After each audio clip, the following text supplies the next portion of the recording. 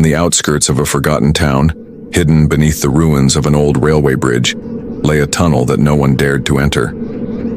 The locals spoke of strange occurrences, unseen whispers that echoed through the walls, shadows that moved without, light, and an unshakable feeling of being watched. The tunnel had once been part of an active railway, but years ago, a terrible accident had taken place. A train had derailed inside and dozens of passengers were trapped in the wreckage. Rescue teams searched for survivors, but when they arrived, the train was empty. No bodies, no signs of life, just the mangled remains of the train, as if everyone had simply vanished. Since then, the tunnel was abandoned, left to the whispers that never ceased. One cold autumn night, a group of 4 friends, Ravi, Kunal, Mira, and Tanya, decided to test the legend. Armed with flashlights and a camera, they stood before the gaping mouth of the tunnel. The wind howled through the trees as if warning them to turn back. But they laughed, brushing it off as superstition, and stepped inside. The tunnel swallowed, their voices absorbing every sound except the rhythmic dripping of water from the ceiling. Their flashlights illuminated the damp, moldy walls covered in graffiti and old railway signs. The deeper they walked, the colder it became, and the air grew heavier, suffocating. Then a whisper.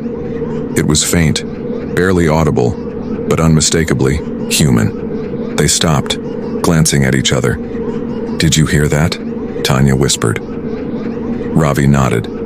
It sounded like someone calling our names. The whisper came again, clearer this time. A soft, desperate plea, echoing from the depths of the tunnel. The sound of shuffling feet followed, though no one else was there. Their camera began to glitch, static buzzing through the microphone. The tunnel seemed to stretch longer, twisting unnaturally, as if reality itself was bending. The exit behind them grew smaller, distant. Panic clawed at their throats. Mira turned, shining her flashlight behind them. "We need to leave. Now." But as they turned back, something was standing in their path. A figure. Tall, gaunt, with hollow, glowing eyes. Its body twitched unnaturally, shifting in and out of focus like a corrupted video file. Its mouth stretched wide, too wide, revealing a black void where teeth should be. The whispers turned into screams, their flashlights flickered, and for a moment, the tunnel was bathed in complete darkness. Then the screams stopped. The next morning, the townsfolk found Ravi's camera lying outside the tunnel, covered in dust as if it had been there for years. The footage was corrupted, except for a few seconds of clear video. It showed the 4 friends walking into the tunnel. But in the background, just behind them, something else was watching. Something tall, distorted, grinning. None of them were ever seen again.